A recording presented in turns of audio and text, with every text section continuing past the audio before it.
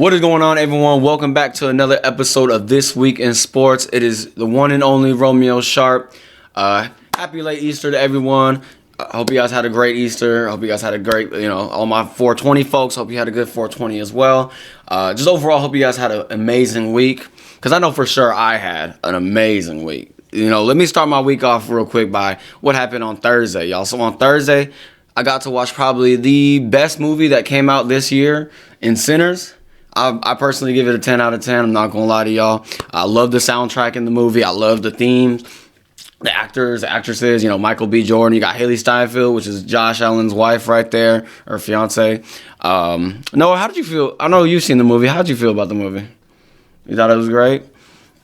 Man, I was just like, I remember seeing that on Thursday. I went with the boys. I did like a little private screening. We all seen it. Like I said, just an amazing all-around movie for sure. And then also, y'all, quick spoiler warning here, okay? Just, let the folks know at home. It's a quick spoiler warning. I'm going to talk about a little bit about The Last of Us, newest season that just came out too, y'all, and all my folks that played the video games. First of all, they what did they do? They revamped the game like 4 or 5 times. What was it? For The Last of Us, and they done it for like the PS4 version and the PS5 version, and so the game itself has like 5 installments of it, and it's all the same thing of Last of Us Part 1 like 3 separate times, The Last of Us Part 2 another like 2 or 3 times, and then they like put both of them together, and I'm like, okay, but with the new season that just came out. And everyone it's been out for 4 to 5 years, so like this is a spoiler, but then at the same time, you guys should already know that the scene has finally arrived with Joel getting beaten by Abby. Like I said, they added many things to even build up this scene as well. I think one of the main things, because they're tailoring away from the game itself and having like its own original content, while also still following the game as well. One of the main things that they did do for The Last of Us, it's just in the second season, the first episode, they added Joel going to therapy, and that wasn't in the game. So adding that element of him going to therapy and just showing he wants to improve his relationship with Ellie, man, y'all ain't gonna lie, that was the build up there, and then just the scene itself, they did a little bit extra with it. I think when Ellie told Joel to get up, he even moved a little bit. Mind you, he got beaten with a golf club, and then Abby even went as far as to just punching him to death, basically. And then also the nice little, the voice actor for Ellie in the game, Ashley Johnson, she was singing Through the Valley as they're dragging Joel's dead body back to where was it? To Jackson, Wyoming. And also I think that adding that raid scene too, that was peak, y'all. I ain't gonna lie. And I think The Last of Us is probably the best video game adaptation to a TV show that I've seen out there. I think Castlevania, I think that's pretty good as well. And then also, I think Halo was horrendous. I ain't gonna lie. Halo was actually horrendous for a video game adaptation. And then also, all my anime folks are out there.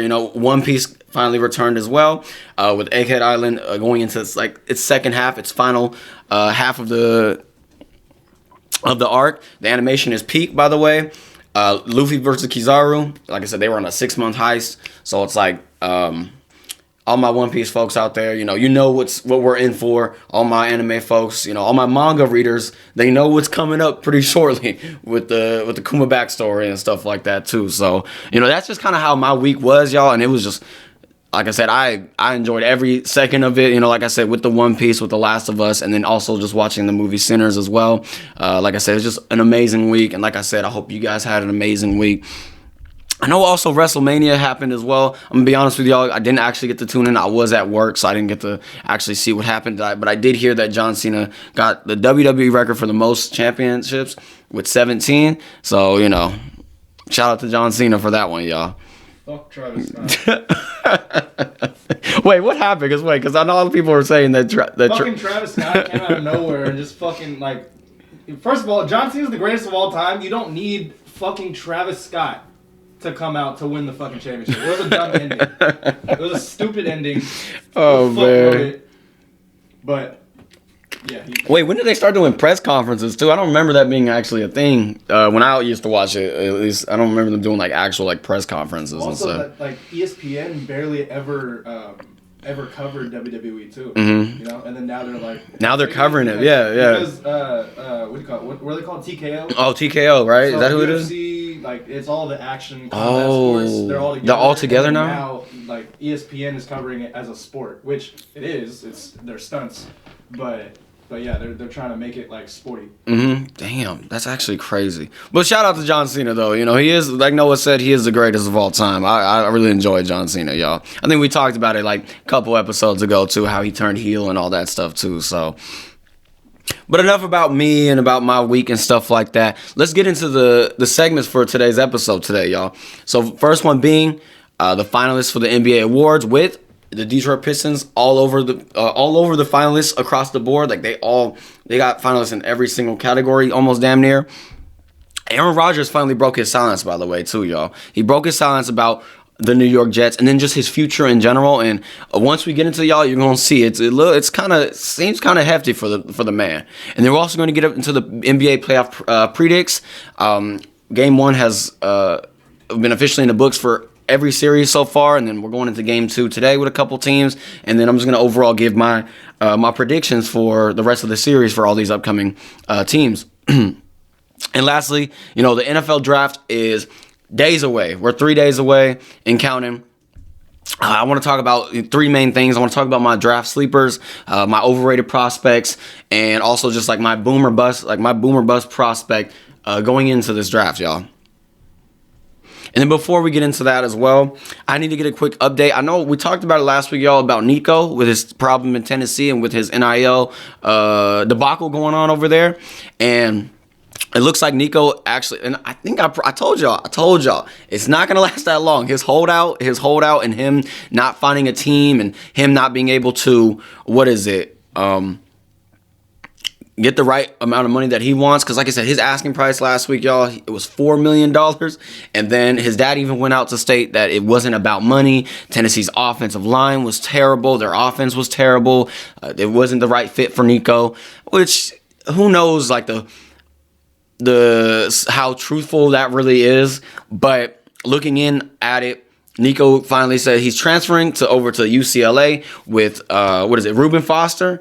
And look, Reuben Foster. I think it was a great hire for UCLA to get Reuben Foster, the old Alabama linebacker who he had a short NFL stint for sure. But I think with Reuben Foster there, you know, I think he has a short leash. And I think one of the other quarterbacks actually at UCLA, he actually just hit the transfer portal too. After hearing he just transferred from Appalachian State. So after hearing that Nico went there, I think he got scared of the competition. Not gonna send out any allegations like that, but it just seemed like just the timing was a little weird, I believe. So the timing was a little bit weird for that.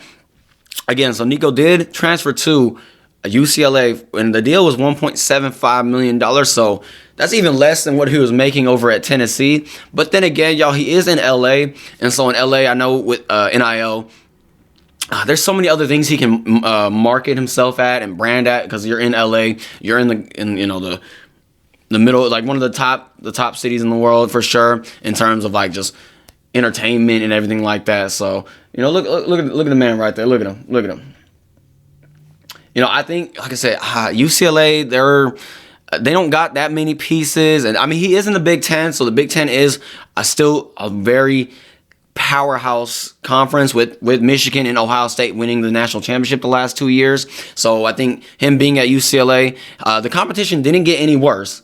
He's definitely going to be playing some hard hitters for sure, but I think moving from the SEC to the Big Ten, more specifically UCLA, it might. Hopefully, it's the right move for Nico. I know for sure he didn't go there to win. There's no disrespect to UCLA, the program, but I just don't see that program not built to win, to even get to the playoffs. Just how Nico took Tennessee last year.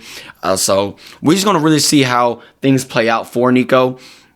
This more so could just be to just really bolster his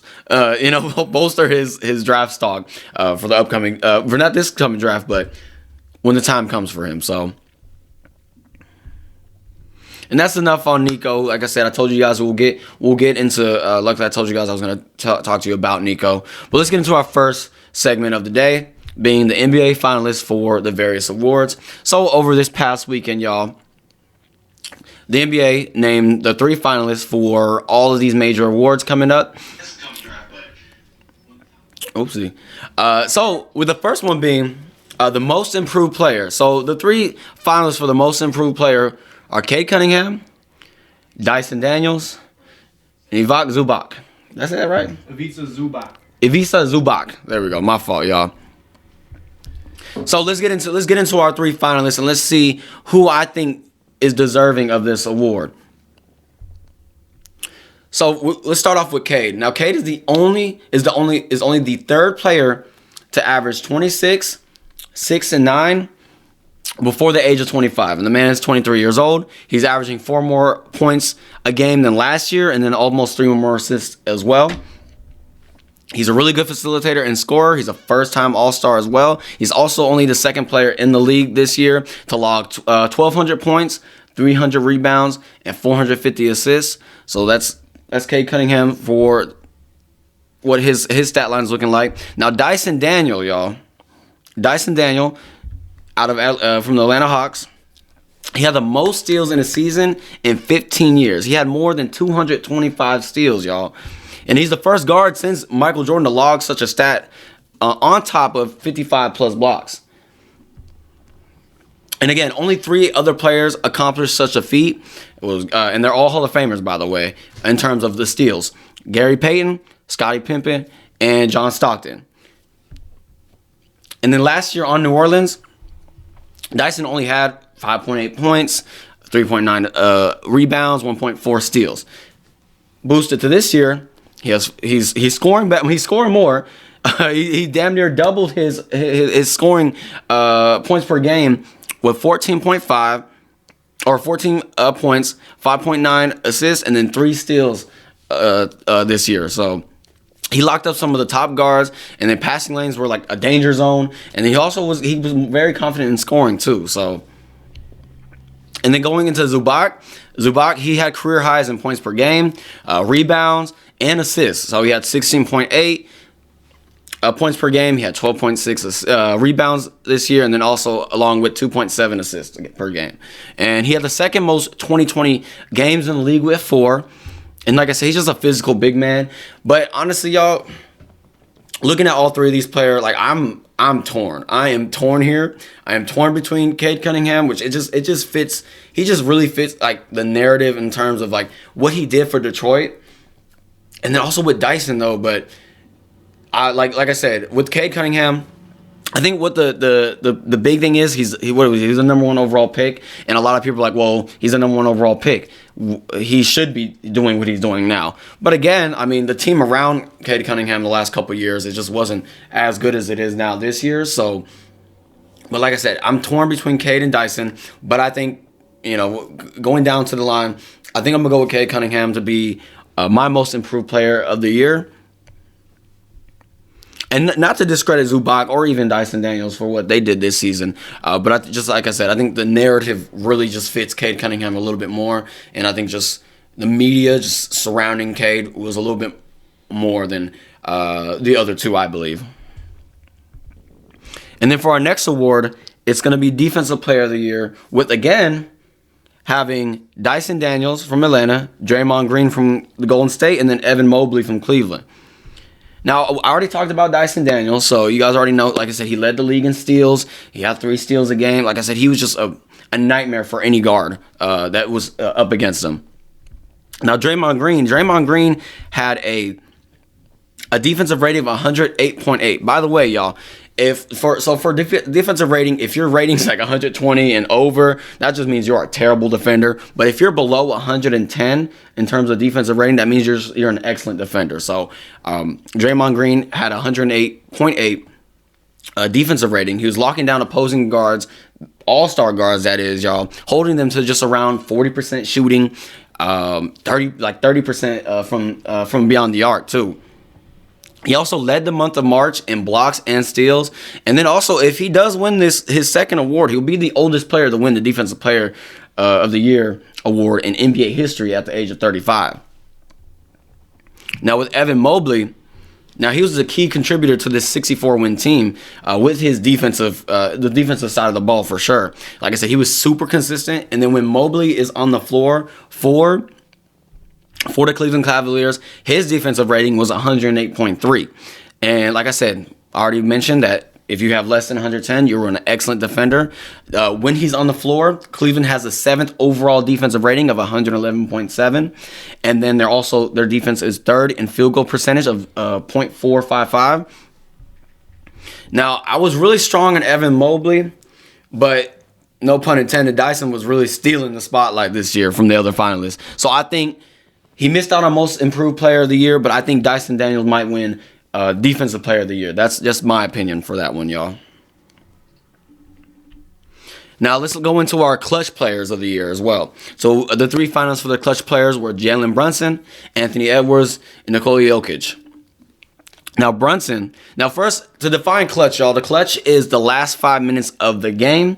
So, during the clutch, Jalen Brunson averaged 5.6 points on an astounding 51% shooting from the field, which is incredible in the clutch. So when New York needed him the most, even prior to his injury, he showed up. He showed up for sure. And then for Anthony Edwards, now he led the league in clutch points with 157 points. Jokic, he had 105 clutch points as well. But when it all comes said and done, prior to the injury, I think Brunson was the runaway favorite, as it seems, for clutch player of the year, and I still believe he is. And I think Jalen Brunson, and he even showed it in the playoffs in Game 1 as well, when New York went on a 21-0 run against Detroit in Game 1. So I think regardless of the injury, I think Jalen Brunson is still the runaway favorite to be my clutch player of the year.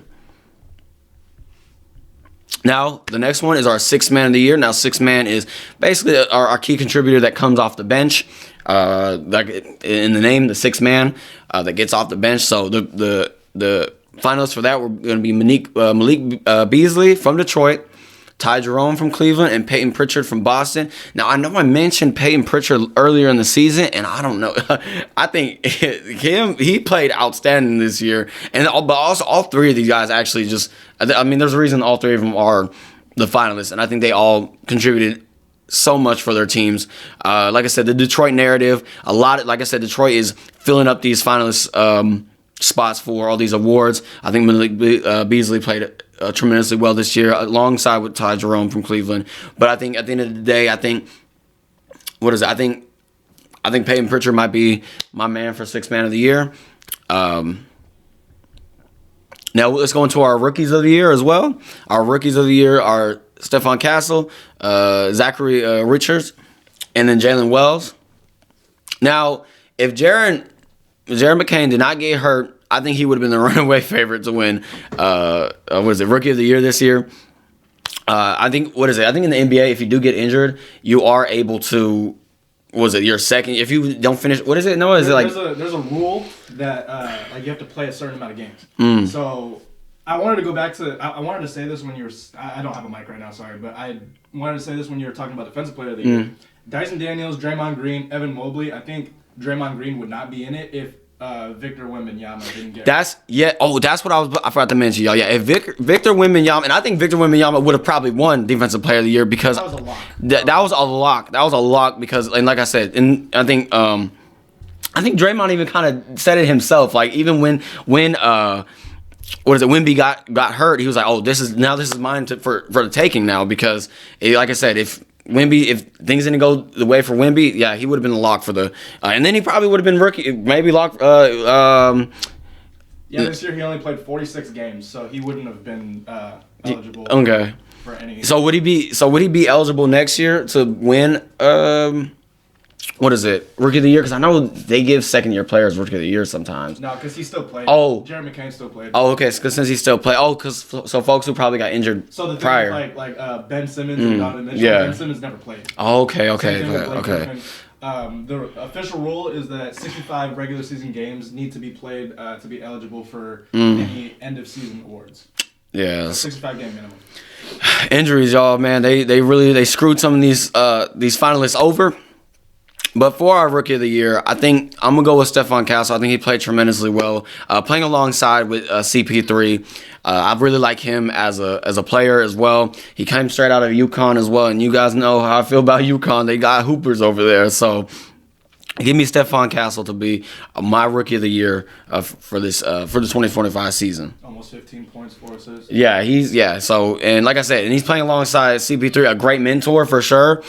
Old as hell, but he's a great mentor for him. And I think him playing and Wemby being injured, I think that kind of helped him out too in his. I feel like in his development, like and De'Aaron Fox as well. So having those folks around him is really what helped him develop. And like I said, I think San Antonio, hopefully Greg Popovich, everything's okay with his health, because I know there was actually a recent scare that he was in the hospital again. He was out eating with family. I think he had another stroke. So I hope everything's good with him. But I think San Antonio, they have a super bright future, and then I think they can have a turnaround like two of these coaches had for their respected teams for this Coach of the Year candidates, y'all. So my coach, now let me just say, y'all, I was looking at this and I'm like, when I looked at the finalists, I'm like, wow. No, has there ever been like a co-coach of the years, like they shared the coach of the year at all? Because like looking at all three of these candidates, I think they all should win it, genuinely, and they all have the backing behind them. Like, let's look at the candidates for the Coach of the Year. The Coach of the Year is Kenny Atkinson from Cleveland, J.B. Bickerstaff from Detroit, and Ime Udoka from Houston, y'all. And shoot, you can even put the OKC head coach in there too, because they have the league best. They had 68 wins, didn't they? like how do you have 68 wins and he got snubbed? But I think it's more so. I think with a lot of these awards, I truly believe. And it goes for every sport, I feel like. There's narrative behind a lot of these awards. It's not, if we're talking about the best coach, then Kenny Atkinson probably would be up there. And then obviously the OKC coach as well would be up there. But in terms of narrative, let's just look down real quick. So, like I said, Kenny led Cleveland to an Eastern Conference best and franchise best 64-18 record. Like I said, franchise best. They even did better without LeBron, y'all. So even without LeBron being there, they were still able to amount over 60 plus wins, which is insane. And I think I think Cleveland has like the number one offensive rating in the NBA right now too. So they're really good on the offensive side of the ball. In terms of JB Bickerstaff, he tripled Detroit's win total over the last couple of years, and 1 year alone, getting them to a 44-38 record, giving them the 6th seed in the East, and they made the playoffs for the first time since 2019. Same thing for Ime Udoka. He brought the worst team in the West for 2 years in a row to the 2 seed in the West with a 52-30 record, y'all. So it's like we have two guys who brought back playoff basketball in the mix. And like I said, I already throw in OKC head coach for having the NBA best 68 wins this year too. But like I said, I'm torn. In the end, I think narrative is what's going to drive this award and give it to who they believe fits the narrative. And JB Bickerstaff does fit that narrative in a sense of bringing Detroit back from being the worst team in the NBA. For like the last couple of years. I guess Kenny Atkinson won the National Basketball Coaches Association. So the coaches voted that he was Coach of the Year. So yeah, and I mean, if the coaches think that, but it could definitely sway into his favor. And like I said, you can't go wrong with any one of these three picks. I just think they should just they all should get a piece of the pie. I think they all I respect every single one of them for what they did for their respective franchises for sure. And like I said, but I think in the end, I would give it to JB Bickerstaff just because the turnaround he did for Detroit. Like that turnaround in Detroit is amazing. And like I said, for San Antonio, I can definitely see something happening to them as well in the coming years for sure. Now let's get down to the big main one of it all, MVP. Now, I spoke on it earlier in the year, and I think I'm still holding true to what I believe. First of all, Jokic, he averaged a triple-double this year. He had probably the best season ever from any player ever, honestly. And correct me if I'm wrong, but But then again, let's look at the finalists. We have Giannis, we have SGA, and we have Jokic. Now, Giannis, y'all, he was probably the best two-way player this year. Giannis, I'm gonna give him his respect. He played tremendously offensively and defensively as well. I think this is just a stacked finalist group, and I don't want him to be ignored at all for what he did for Milwaukee this year. Giannis, he definitely deserved his flowers for sure for what he did this season. But I think voter fatigue for one. Like I said, I love Jokic. I think Jokic should be the MVP. He had the greatest season of any player ever, I believe, like honestly. And then, but with SGA, like I said, the narrative fits him. You know what I'm saying? The narrative fits him. And then also, like I said, voter fatigue. With voter fatigue, the voters. Who are the voters, anyways? No, do you know who the voters are? They NBA analysts or something like that, or just like I believe so. Yeah, I know that Stephen A. Smith has like a vote, and Brian Windhorst, and yeah, they all. Yeah, and I am nervous because, even like I said, SGA definitely deserves it if he wins it. Nothing wrong with that. But I think I'm just nervous.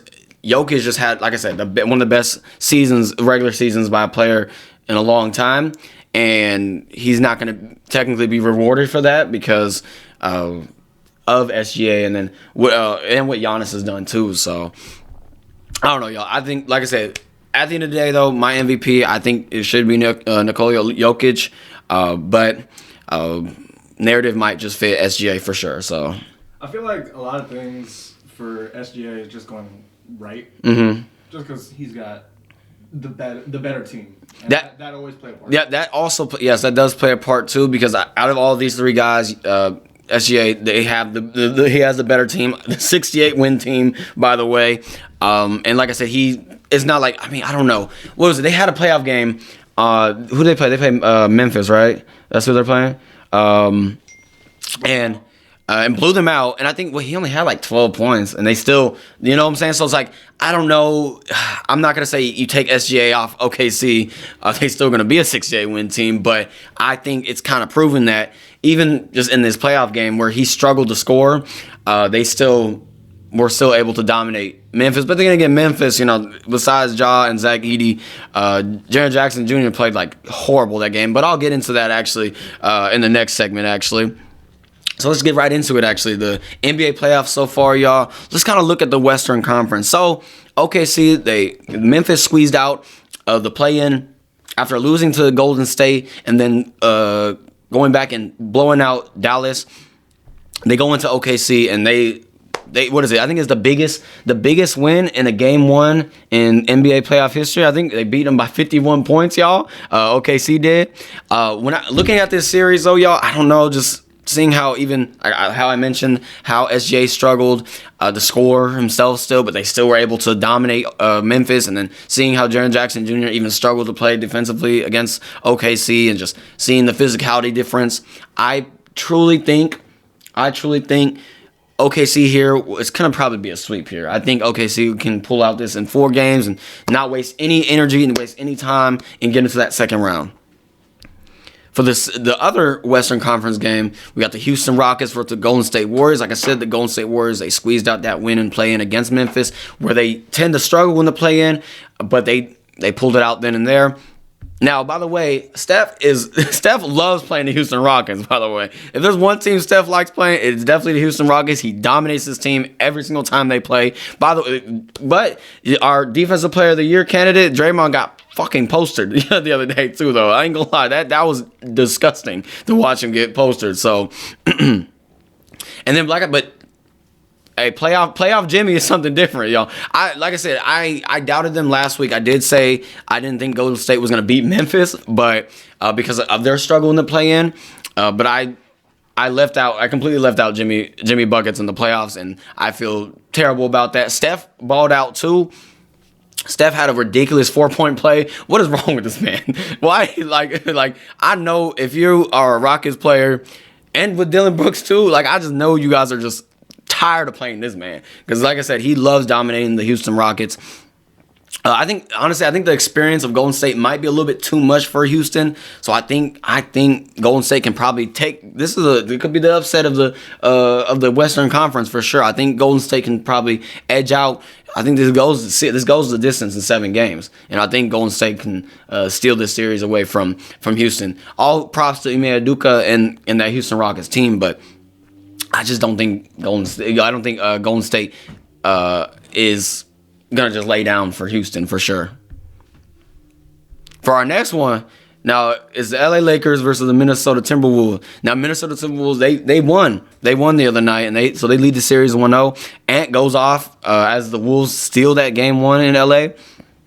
But I think just overall, I think and Noah said it himself. He said LeBron and company, they understand it now. So I think even after struggling in game 1, I truly can see the Lakers still taking this in 6 games. Yes, the Timberwolves stole that game 1 in Los Angeles, but now I think, like I said, they understand it now. Give me the Lakers in 6 games. The next one is the Clippers versus the Nuggets. Now, I think this series, y'all, this is an underrated series. I think this series, there's so much firepower in this series. You got James Harden, you got Russ playing the Clippers, you got Jokic, the MVP finalist, the clutch player finalist. It's just all over the place in terms of this team. It was back and forth in the game, went into overtime in that game 1, and then out of everyone who seals the deal, it's our boy Russ, y'all. I know I said he has his low lights, and he's definitely, when he struggles, but when it comes time to play in the playoffs, I don't know what his quote was, but I think he said, "I come here to fuck shit up." So, and he did. He went into LA and he fucked shit up. So, and they like I said, this series, I can see it going the distance as well. But I think with Denver just firing their head coach and just everything going on around that, that locker room and stuff like that, I don't know if they have all the tools of what it takes to finish this series out. And I can see it going the distance for sure. But give me the Clippers to win it in 7 games, though, y'all.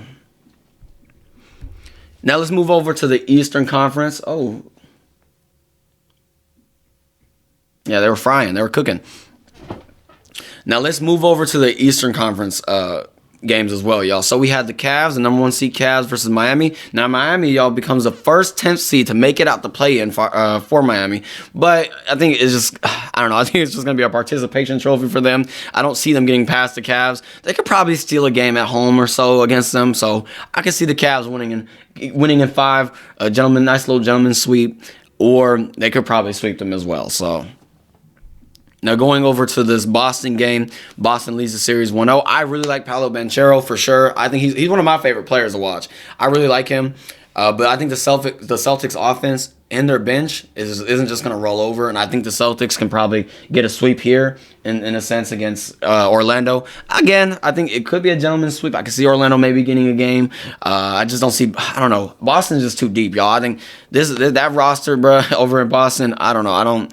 I can just see them mowing through the East, and until they get to the Cavs probably, but I can see them mowing through the East for sure. Paolo was carrying. Yeah, and Paolo was carrying the goddamn the Magic, and it's not gonna be. I don't think it's not gonna be enough. They need everyone all around him to play literally at their best. I believe Jalen Suggs is still hurt. That's a big piece. He is still hurt, huh? So that's So if they don't get Jalen Suggs back, I don't know. I just, like I said, I don't even see them winning a game in this series, But Orlando's they've been on the up and coming for sure. I think this was a down year for them, right? I know last year they were they weren't in the play-in. They were like at the 6th seed or something. But this might have been a slight down year for them for sure. But Paolo was injured. Franz was. Yeah, it was just all around just bad for the. Just bad luck for the. You got a good foundation. Yeah, they do though. They do over in Orlando, and I can see them. They're going to be a problem in the East for a pretty long time. So the next game, which I think is my favorite series in the East, is the New York Knicks versus the Detroit Pistons. Now the Knicks lead this series 1-0, and I don't know, y'all. That first game showed that the lights were a little bit too bright for this inexperienced team in the Pistons, aside from Cade Cunningham, who had 21 points that game. But I think the playoff physicality kind of showed in terms of the Knicks. They proved to be too much for the Detroit Pistons, and they went on a 21-0 run in the 4th quarter. Like, they were down 8 points, and I think it was just, I don't know, just watching watching Detroit, I feel like there was kind of definitely that fourth quarter fatigue set in for them, and it just showed they weren't proven to be, in the playoffs. I really do like the Pistons, y'all. I love watching how Cade's been playing. Like I said, he is my most improved player this season. But I think they could probably get a game or two. But I think Knicks in 6 for sure. They'll take care of business against the inexperienced Detroit Pistons. Like I said, Jalen Brunson, he is a clutch player. How many points did he have on against? Did he have I don't know? Did he drop 34? 34? Yeah, I think their big three had over 80 points, anyways. So I think, like I said, and they all have experience in the playoffs. So as opposed to anyone on Detroit, but like I said, give me the Knicks in 6 to finish off that series, and then the next one is the Pacers versus Bucks. Now this could be another one that I don't know about but I think this series can really define or carry out what Giannis's career will look like after this. Because if the Bucks lose this series, I don't know. I'm not saying this might be kind of crazy, but I think they might move on from try to get Giannis a better suitable team. But it was pure dominance that first game for the Pacers. By the way, y'all, Dame needs to be back for the Bucks because they need him on that court. They need Dame there to help out Giannis, or like I said, this could get very ugly for the Milwaukee Bucks. Now, I got to stop. Let me not disrespect Giannis. So I think Giannis is a really, like I said, amazing player. Like I said, he's one of the best two-way players in the league right now. So I think this game goes the distance as well, and I got the Bucks in 7. So, but like I said, this series can get ugly. It can really define that Milwaukee franchise. Because if they don't make it out this first round, like I said, I could possibly see something happening, a blow up in the offseason. That's just kind of what I believe. But shout out to Giannis, though. Maybe he goes to the Lakers. Maybe. So enough about basketball, y'all. You know what I'm saying? It's about to be very exciting, and for sure, y'all. I'm excited for these game 2s tonight for sure. What is it? The Lakers play tonight, correct? I believe so. Yeah, so I'm very excited for what's to come this week for the NBA playoffs. And like I said, I just left all my predictions. I want you guys to let me know who you think's gonna make it out the West, who's gonna make it out the East, and in terms of what is it that Knicks game? Do you guys think Detroit can actually pull out a win in that series? So for our next thing, y'all, we gonna transition over to football, and we're gonna talk about Aaron Rodgers now. Aaron Rodgers, y'all, has officially broke his silence on his decision of what he wants to do, and he also talks about his infamous meeting with the Jets. And I'm gonna get into that, and I'm like, listen to it. He kind of contradicted himself, but we gonna see. So Aaron Rodgers over the weekend, he went onto the Pat McAfee show to express and share why he has yet to make a decision. So this is verbatim. He states, I'll set it all straight from the jump. I'm in a different phase in my life. I'm 41 years old. I'm in a serious relationship. I have personal commitments I've made and people in my inner circle battling difficult stuff. To make a commitment to a team is a big thing. I am open to anything and attached to nothing. Hold on, that's a bar though. I ain't gonna lie. That is a fucking bar. Like I say, I am open to anything and attached to nothing. Retirement could still be a possibility. I told every single team it ain't about the money. I said I play for 10 mil. That's a lot of money. Wait, you may play for money, but that's a lot of money. If you could have said 2 mil, and then yeah, we would have been cool. And then he said that Ben Roethlisberger, former quarterback for the Pittsburgh Steelers, was on Pat McAfee's show as well, and saying that he was waiting around for the Vikings, and he said that is not accurate. Now, looking at what Aaron Rodgers has stated, and mind you, the team that's really waiting on Aaron Rodgers is the Pittsburgh Steelers, and seeing Aaron Rodgers going on there and stating, and talking about how it's too much, it would be too much of an ask to even commit to a team right now. I think it kind of goes in hand with this actual meeting with the New York Jets. So let's actually look what he said about in his meeting with the New York Jets as well. So in his meeting, he said that, listen, that was an interesting 2 years to say the least. I figured that when I flew across country to my own dime, there would be a conversation. The confusing thing to me is that I went out there, I meet with the coach, we start talking, he runs out the room.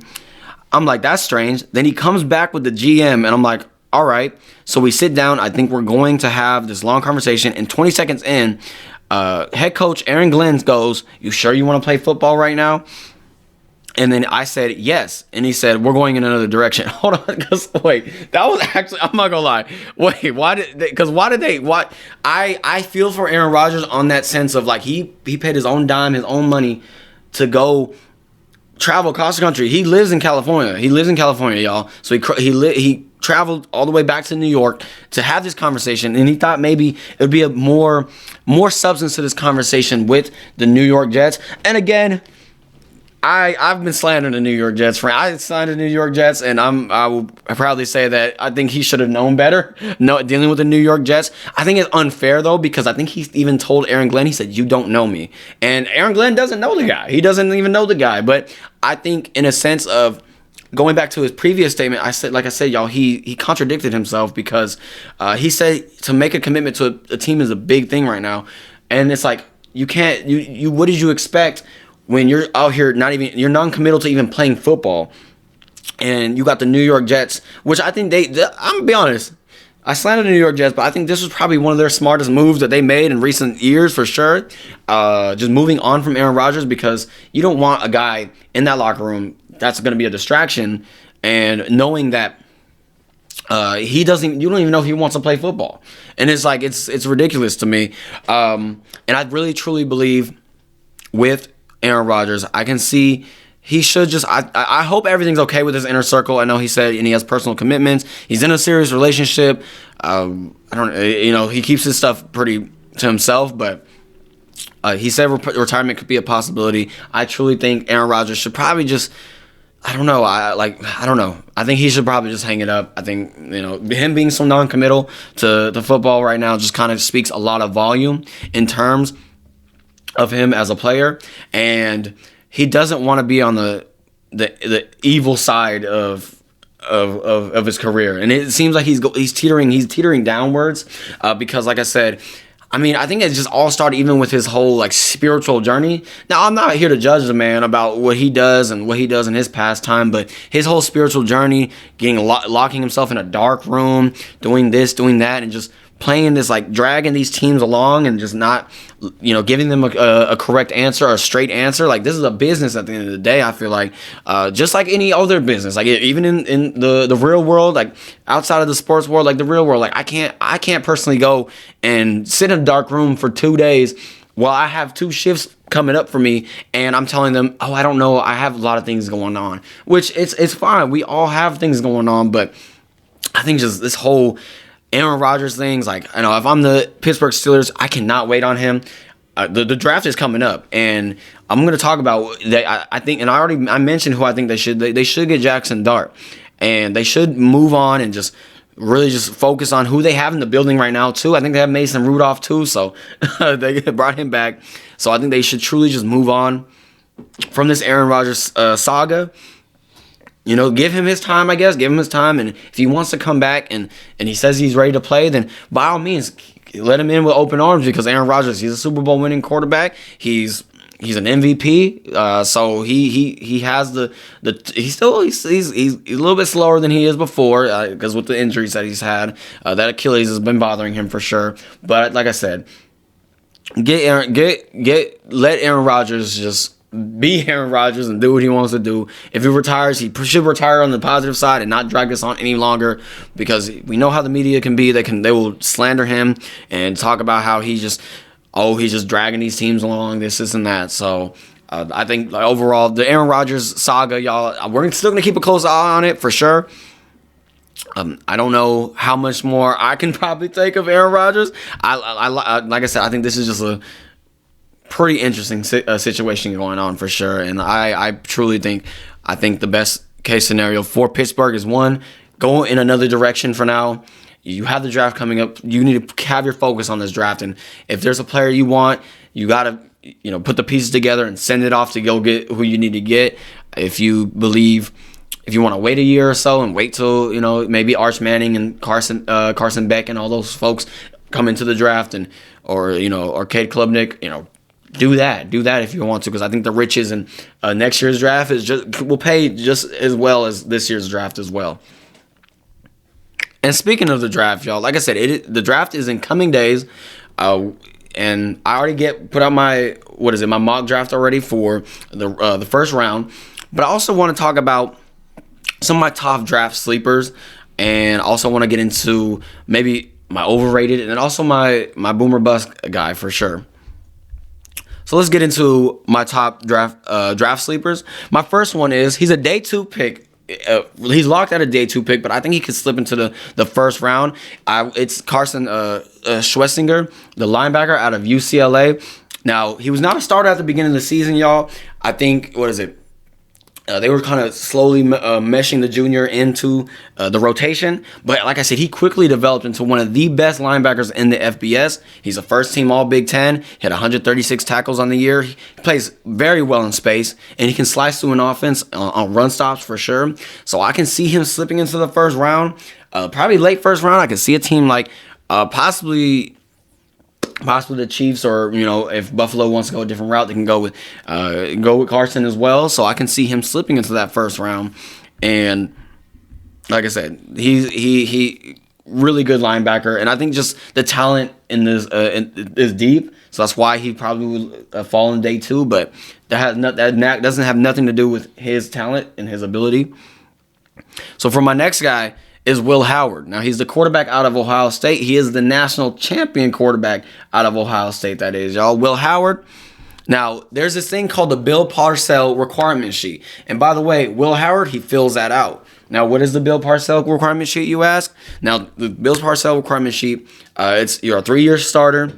You played your senior year. You play well over 30 games.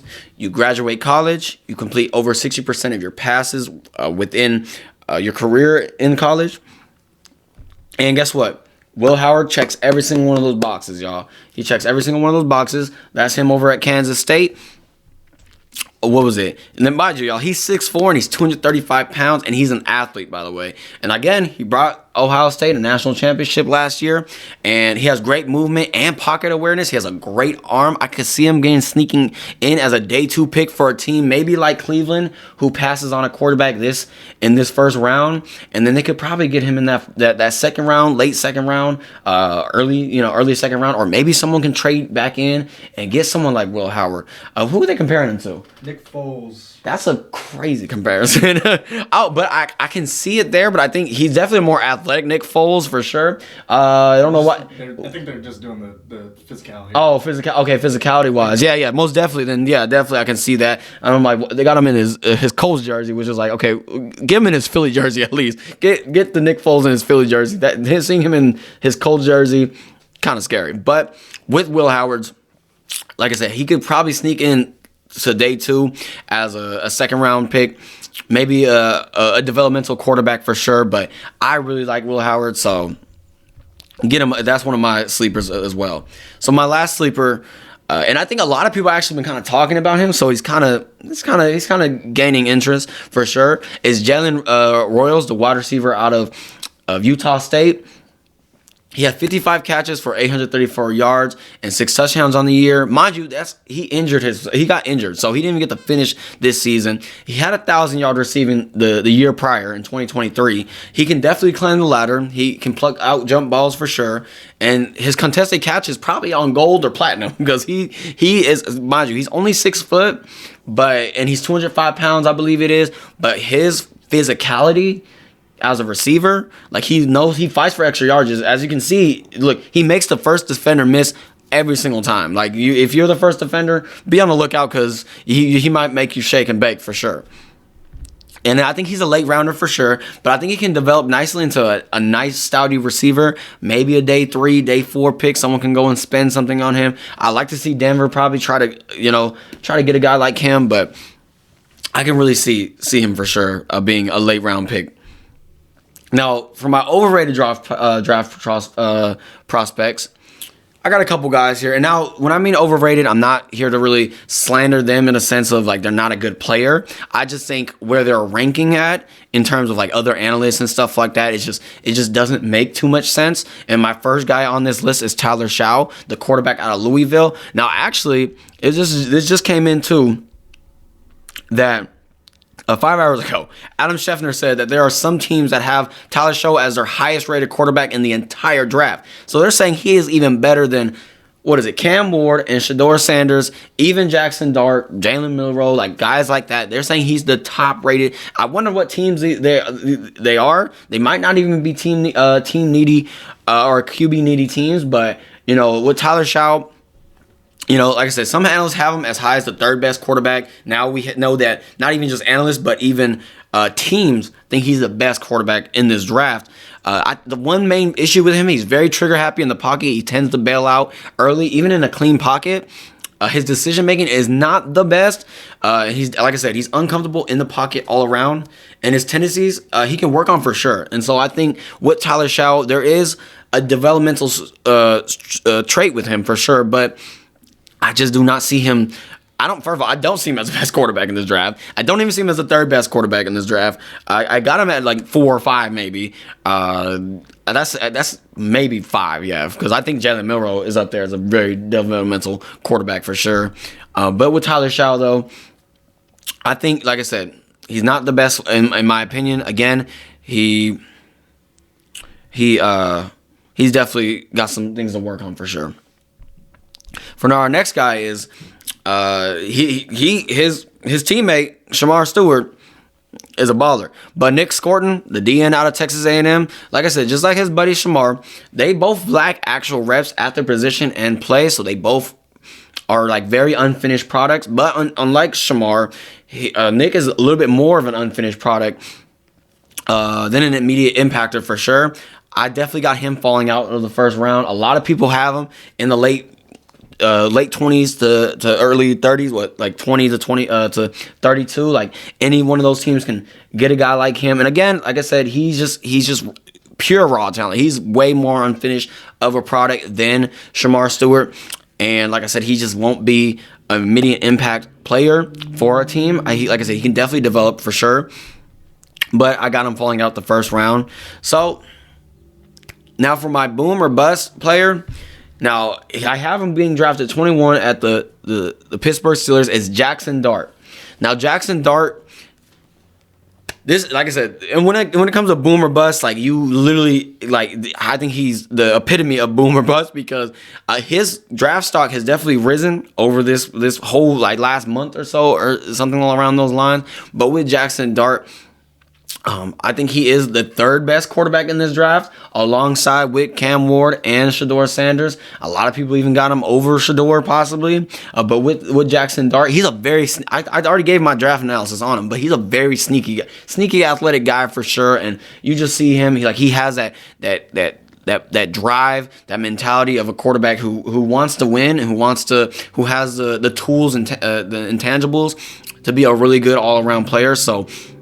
Again, but with Jackson Dart, though, those upsides could definitely be his downsides as well in terms of being a sneaky athlete. If he could be the same as Tyler Shaw, who gets trigger happy in the pocket. But I think with Jackson Dart, he's more comfortable in the pocket than I've seen Tyler Shaw for sure. So overall, though, I think Jackson Dart is my boomer bust player this year, and I'm very excited to see where he lands. Actually, I think, like I said, I think this is Pittsburgh. That is a Pittsburgh man right there. Look at him. That is a Pittsburgh man, and they need to go pick this man up and really just work on him in the future. So that's what I got right there for my boomer bust today, y'all. And then, with all that being said, though, y'all, I just want to appreciate every single one of you guys that have been tuning in and listening. This is episode 11 that we just got out. As you can see, shout out to Noah. We're improving production each and every episode, so I got to give him his props, y'all. Make sure you guys go give Noah a nice shout out whenever you're commenting on the videos and whatnot. He's throwing up something. I don't know what he's throwing up, but like I said, thank you guys so much, and I hope you guys have an amazing weekend. The draft The draft is on Thursday, y'all. So listen, I'm gonna do a live. I think I'm gonna go live actually. I might go live actually during the draft. I think I have work, but we'll try to work something out, and I'll give my live reactions to each and every pick in that first round. So stay tuned for that, y'all, and then stay tuned for next week's episode as well. Have a wonderful week, y'all.